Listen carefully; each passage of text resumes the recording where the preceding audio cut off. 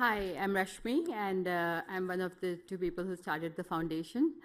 And now we have the patients panel, but before that, just a few housekeeping notes.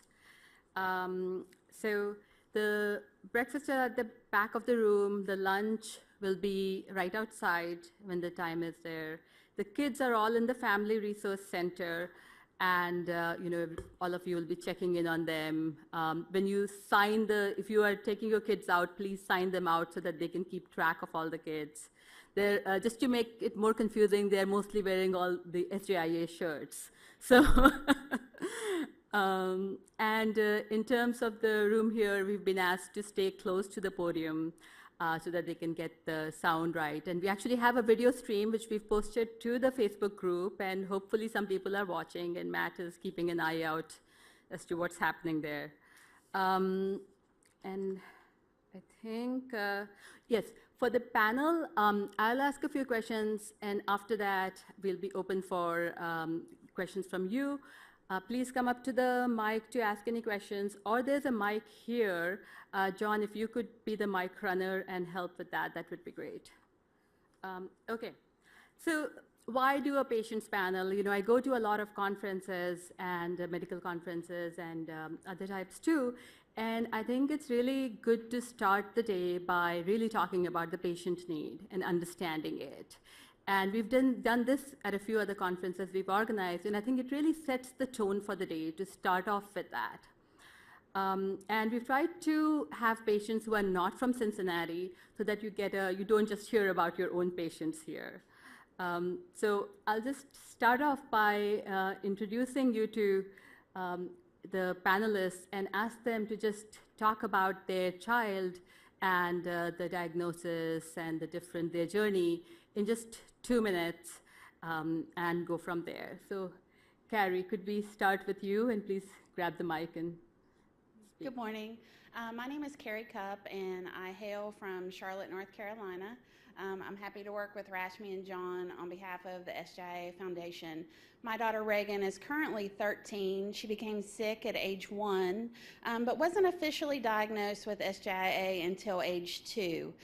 What we saw initially was what most of you see, rashes, fevers, really on a daily basis, and we did see a lot of persistent arthritis.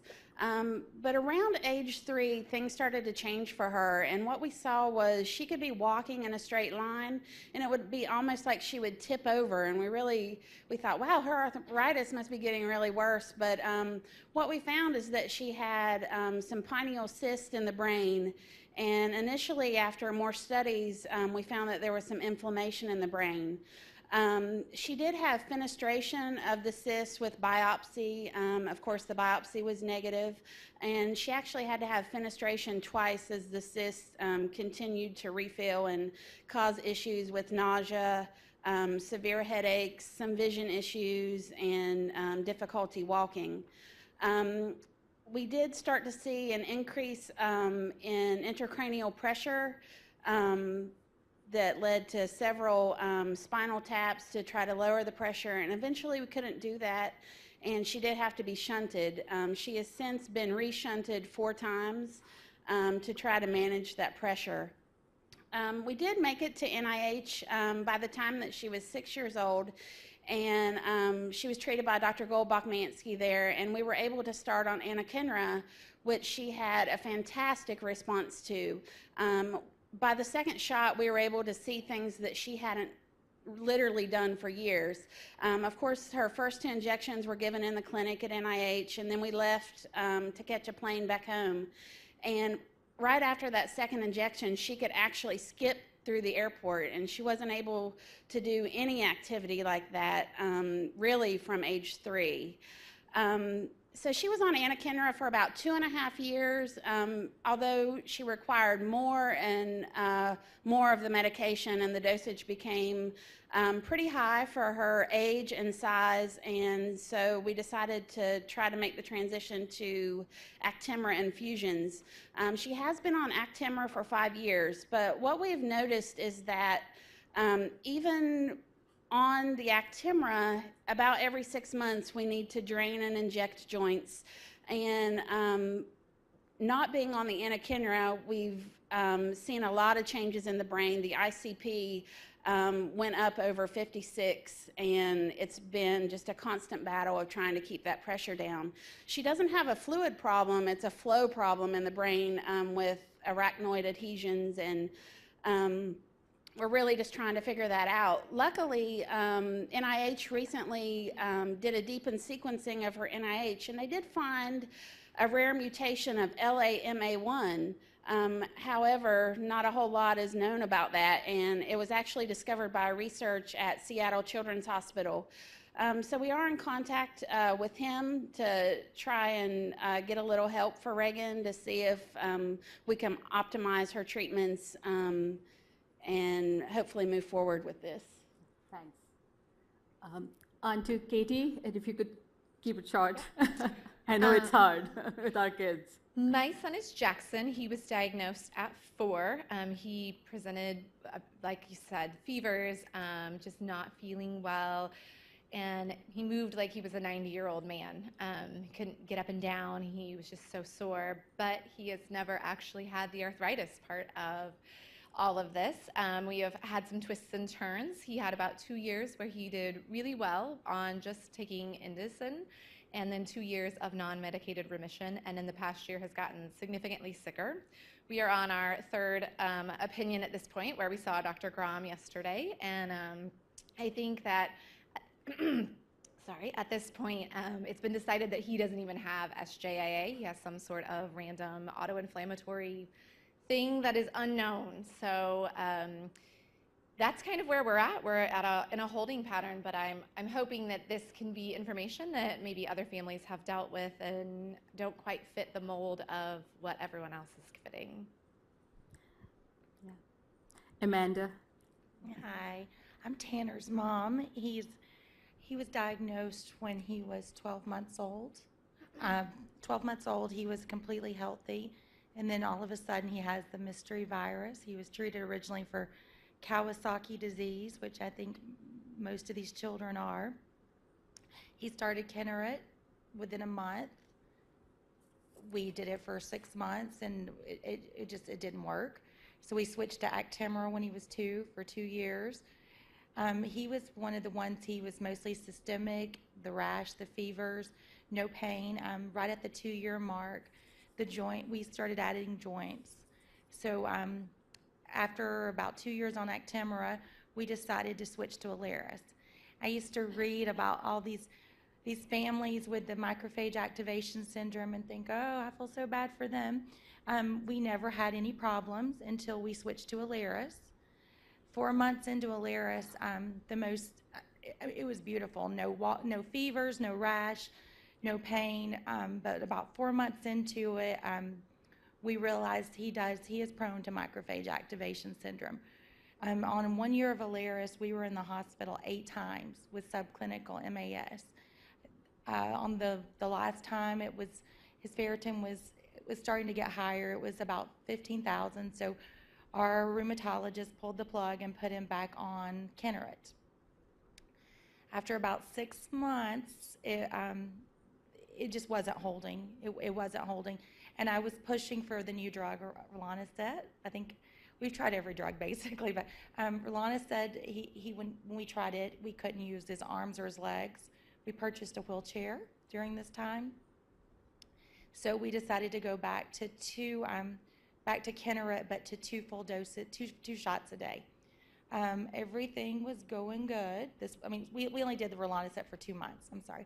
So this past March, he had a seizure in the middle of the night, and he was perfectly fine. That earlier in the day, we found him seizing on the floor. He had, despite having a flu shot, contracted the B strand of the flu, which drove him into full-blown macrophage activation syndrome. It was his worst episode. It was, we live in Atlanta, so it was 6 days ICU, 5 days into a regular room. Uncontrollable. It just kept going up and up and up. His ferritin, so it was so many steroids. It was Kineret in the IV 3 times a day. They finally got under control. Everything was good. We waited till June. We've spent 20 days in the hospital in Pat since June. We literally just got out a week ago Monday. We got out on Monday this last time, but he could, again, we did it, so we decided to go back to Actemra, just because I think we're at a point where, and we've also had cyclosporin for years. So we really don't know at this point. We're just throwing things against the wall. He now has high blood pressure. He breathes extremely fast. We think it's weight gain from steroids. No one knows. So we're kind of like at a, we're just trying to find. We're also hoping, we spoke to Dr. Grom, we're hoping the IL-18 drug we're hoping the trials come out because Tanner's is extremely high. I didn't even know what IL-18 was until March, but anyway, that's kind of where we're at. Thanks. And Tammy? Hi there, I'm Tammy from Staples, Minnesota. Our son Evan is 12 now. His disease onset that we believe, in hindsight, we saw some things before the major onset. He is autistic, cerebellar cyst. So those were our major concerns before 2 years ago in August. Around June, we were watching him for some light rashes, thinking they were environmental. But on August 1st, it was pretty thick on his chest, and he had a sore throat.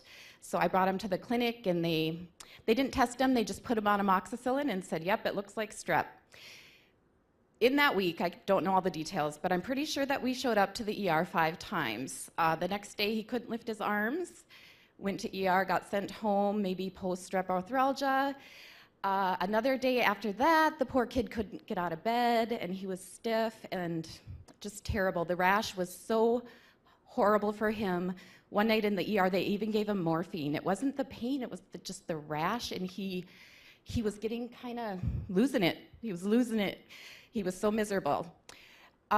We did end up, once the fever started, our pediatrician said we are not equipped for peds here. So if he hits 104, grab him and get to St. Cloud, which is a bigger city.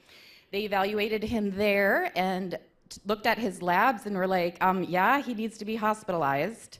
So we drove to Children's in Minneapolis, where we spent a week stumping all of the doctors. At the end of that week, they did send us home in the same condition he was in, which was, awful fevers and chills, and he had a hard time walking still. We were only home a few days, and he started getting sicker. We did go to St. Paul Children's then.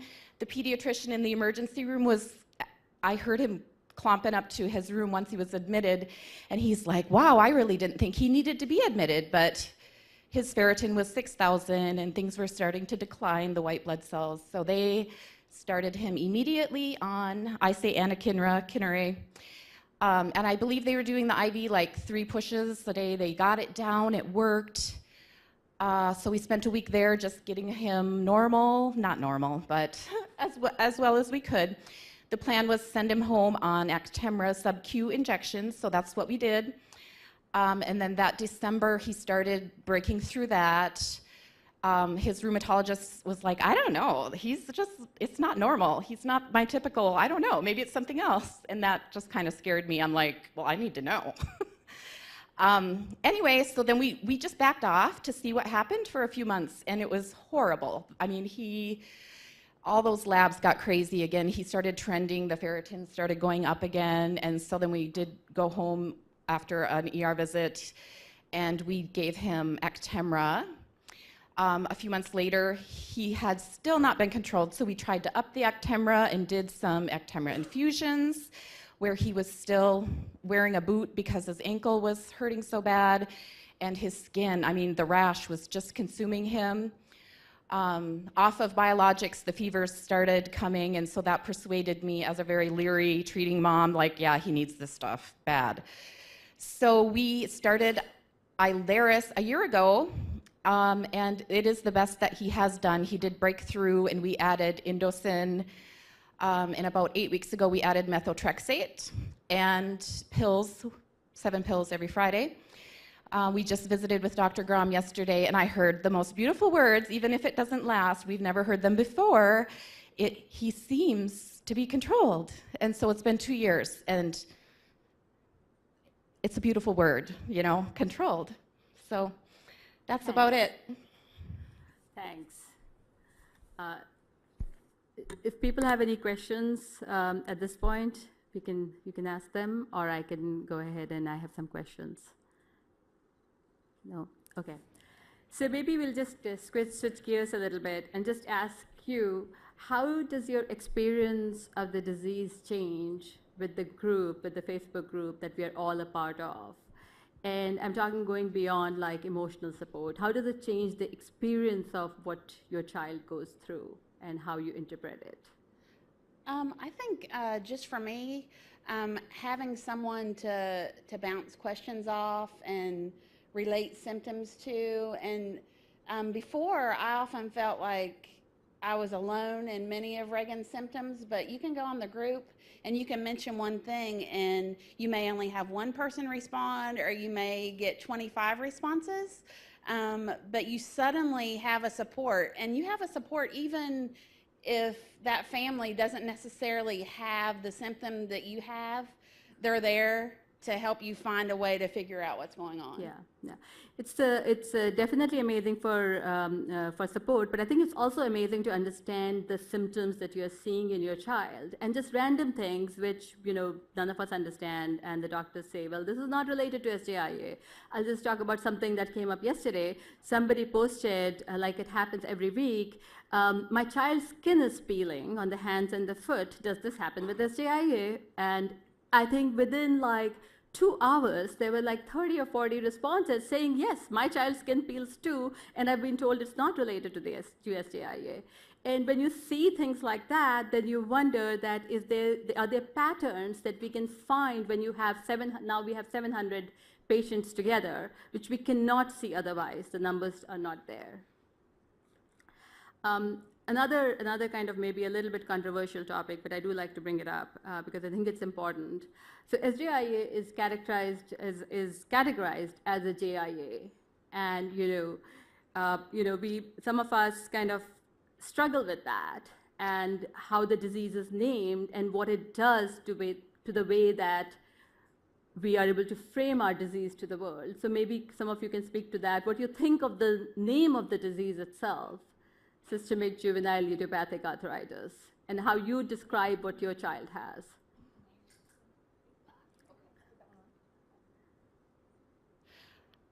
Systemic Juvenile Idiopathic Arthritis. It drives me mad. It drives me mad. I mean, even our immediate family that live close to us. I mean, I just felt like we were so very isolated, and probably they thought we had just given up on people because we could hardly leave the house. And you don't want to be around sick people. And they're like, well, your kid has arthritis. What's your problem? Yeah. I would love another name. I mean, after 2 years, even our pediatrician was always, he's like, I don't understand. I've never heard of this with JIA. And I'm like, because it's not JIA. I mean, it's systemic. He is systemic.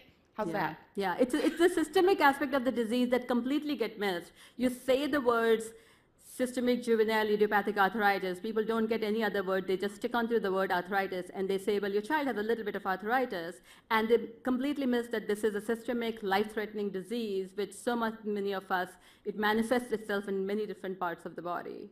I think one of you, were telling that you referred it as Still's disease? I do. Yeah, how do you? We do Still's disease a lot more, and when I do my hashtags on pictures, I always put Still's disease. I just feel like when they see disease versus arthritis, people, they research, or they're willing to think about that. When they hear arthritis, they think of their grandmother with her achy joints, or they don't realize. I mean, and I'm coming from a sister of my brother had juvenile arthritis at 12. It's not the same. Like, he'll be the first to tell you it's not the same. It's completely different. The name really, it downplays. I think it almost downplays the severity of the disease. Yeah, it downplays the severity. Children go to school and then they are told, you know, that this is, you just have a little bit of arthritis. Why are you missing so much? So I think it really, I think it adds to the complexity of parents managing the disease. I think we have a little bit of time for a few more questions. Anybody else have any question? Yes.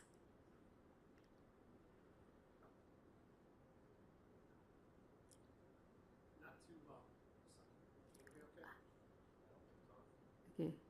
It should show green. That's what they said, that it should. That better? Okay. Yeah, there that we go. better. Not to get into any HIPAA issues at all, if you're not comfortable, but have you been able to relate to any genetic or other family members who have had inflammation disease or autoimmune disease or anything like that? Have you taken the time, any of you, to kind of look back at either your parents or, you know, relatives that may have, and drawn any links there? We are actually, back when Tanner was in March, we had a hematologist come. We discussed it with Dr. Grom. He recommended that my son is a good candidate for a bone marrow transplant. So we are very cautiously and slowly we're researching, but we're in the process of having all of our children tested to see if he's a match, and they're also doing extensive genetic testing on Tanner currently. This is something that way down in the future, but we actually have just started the process of doing a lot of genetic testing. My family has been part of the genome testing, and we have found no genetic relation to Reagan's current disease. Okay. And you've looked for that mutation they just identified? They looked in the other members of the family? Yes. Okay. And it was not found. Okay. We were told there's about a 30% chance of finding it. Like for when we were with our boys right now, there's about a 30% chance he can identify it. Yeah. And for my own son, we've done extensive, trying to look. We've repeated exome sequencing, whole genome, and so far haven't really identified anything. I think some people sitting in this. Yes, Dr. Grom has a comment. John, can you give the mic?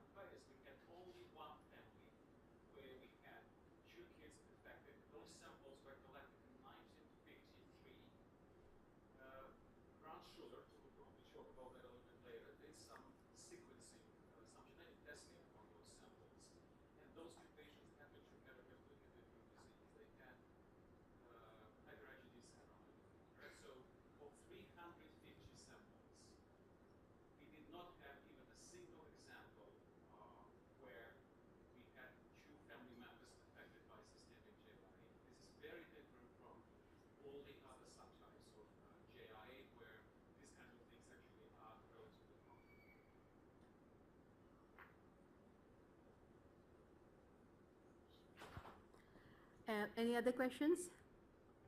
Yes. Hello, my name is Dana Leonard. My daughter was diagnosed just 3 months ago.